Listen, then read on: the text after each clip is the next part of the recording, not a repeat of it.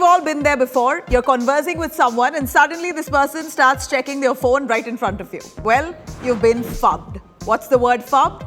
It's basically a mix of phone and snubbed. So phubbing, also known as phone snubbing, is the act of ignoring someone in favor of the phone. And as our attention span now further reduces as time goes by, this has begun to happen a lot more often than not.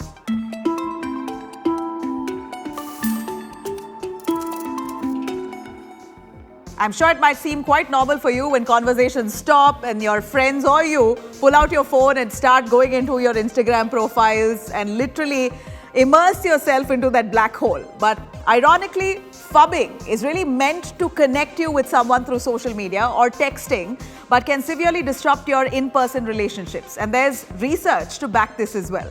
Now, as per research, phubbing can really lead to communication disorders and problems. So when someone is phubbing you, they're not really listening to what you're saying. This can make the other person feel left out in a conversation. Secondly, eye contact. That's super important in bonding and developing oxytocin, the chemical that builds trust and connection. A lack of eye contact due to phubbing can make people feel like you don't really care about them or value their time. Phubbing can hurt your mental health by threatening your belongingness, your self-esteem, and meaningful existence.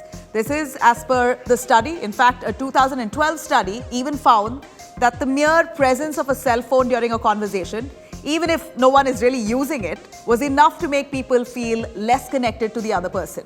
So if you are sick of being phubbed, then there are a few things that you can do to stop it. If a person is phubbing you, just follow that person's gaze. Notice what they're really looking at and make a comment so they realize that it's super annoying and distracting when they're not looking at you in a conversation.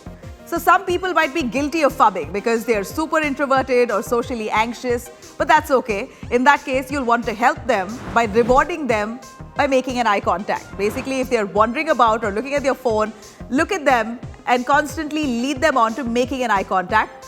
Do not judge them at that point. Flash them a reassuring smile whenever they're looking up. In fact, smiling will really act as a reinforcement and cue them that it's really good to look at someone while having a conversation. For more informative videos like this, keep watching India Today Newsmo.